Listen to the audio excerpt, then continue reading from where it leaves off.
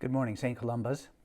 On this feast of St. Luke the Evangelist, I would like to recommend a great book to read. Actually, it's a single tale in two parts, the Gospel of Luke and the Acts of the Apostles. Yes, while each stand alone in its own right, they are two parts of a continuous narrative. In the Gospel, we have the story of Jesus' life, from Gabriel's annunciation to Mary, through Jesus' ministry to his resurrection and appearance to the disciples. And the Acts of the Apostles picks up where the Gospel ends, with the coming of the Holy Spirit upon the disciples, as Jesus had promised, and then their sharing of the good news, the spread of the early church throughout that region. From what scholars can ascertain, Luke, the author, editor of these books, was said to be a physician. He's very well educated and erudite. He was a companion of Paul's and traveled with him through his mission and ministry. Now, beyond telling the good news of Jesus Christ, the author of each gospel can be seen to address a particular audience with a particular agenda or intention. The Gospel of Luke and Book of Acts appear directed primarily to a Hellenistic Gentile community of the Greco-Roman world. More than in any other, the Jesus presented in Luke's Gospel has what liberation theologians call a preferential option for the poor and the oppressed. This is a gospel not only of salvation, but of liberation. Women are seen and named with prominent roles.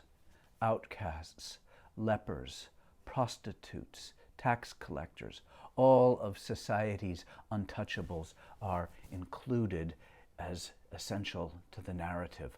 Only in Luke do we find Mary's Magnificat of pulling down the mighty from their conceit. Only Luke gives us the story of the Good Samaritan. Matthew gives us, blessed are the poor in spirit.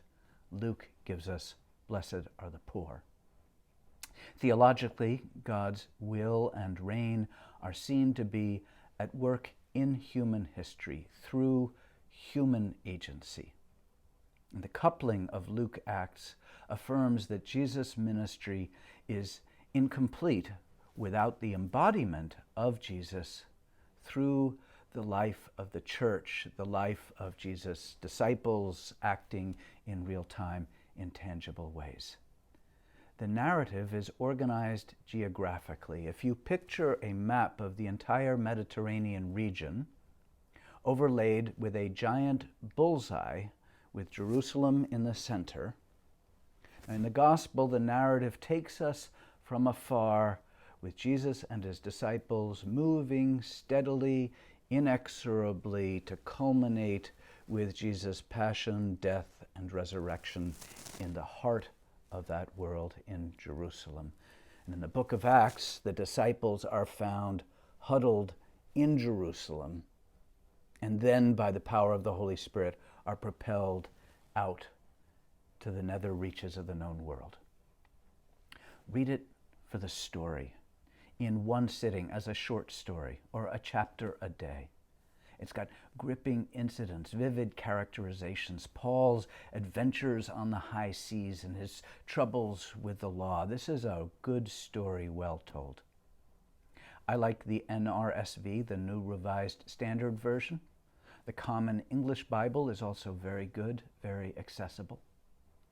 And on this day, when we lift up Luke the Evangelist, let's pause to remember all in our lives who shared with us the stories of God's love.